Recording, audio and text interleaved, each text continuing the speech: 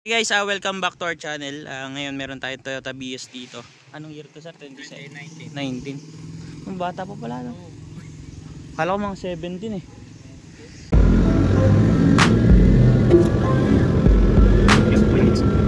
Pasin natin itong alternator.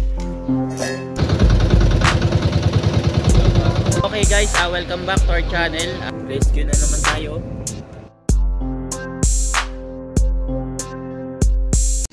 Bali, ang problem nito, may engine noise. Napacheck na rin nila to sa iba, pero sa atin pinapalitan. Ang naging problem nga pala nito, pakita ko sa inyo. Itong water pump. Bali, ang naging problema nito is yung mismong bearing ng water pump, maingay na. Then, yung makita nyo may leakage na rin dito sa part ng lower ng water pump. Yung kupis na rin yung gasket nya eh. Ito, nakalabas pa yung bago. Kaya nag-decide na palitan na to. Pakinggan nyo no.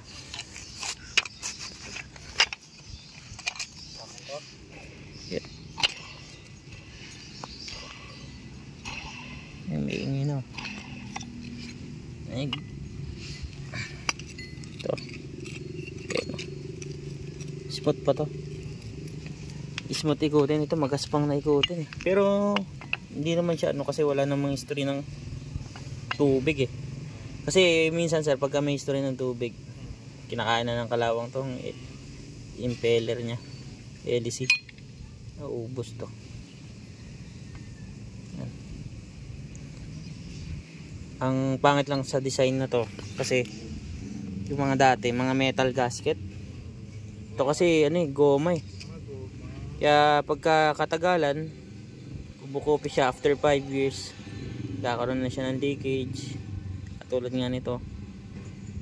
Goma lang. Ang gasket ng ano. Laging mainit to. Kasi sa coolant to eh. Yan ang gagawin lang natin dito. Bago ibalik, gagrasahan para pag nilapat-lapat na lapat. Yan. Yan dito sa gilid yan. Ngayon, paano ko siya tinanggal? Tinanggal ko muna tong ano. Tensioner. Then after na matanggal yung tensioner, yung belt muna pala.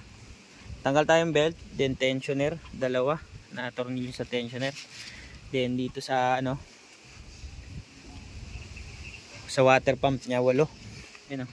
Sa 2, 3, 4, 5, 6, 7, 8. Bali, isa lang na iba na tornilyo dito sa pinakataas. 14 ng size to, malaki yung butas nito compared to sa iba. Kuha tayong grasa.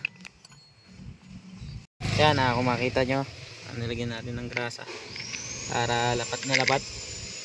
Kailangan high temp din kasi siyempre pagka hindi high temp naluluto yung grasa.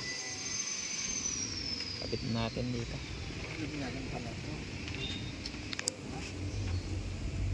Pero goods pa ito na.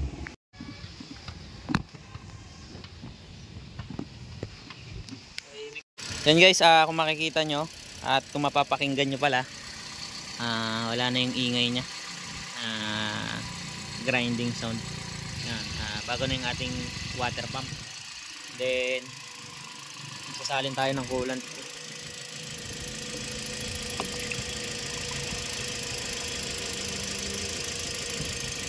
Papainitin natin, then observe kung nagkakaproblema pa. Pag na-reach na yung tamang temperature at ano na, okay na yun. Nahigop pa ng coolant to. Sabi niyo diba pag nabulwak daw, hindi ano?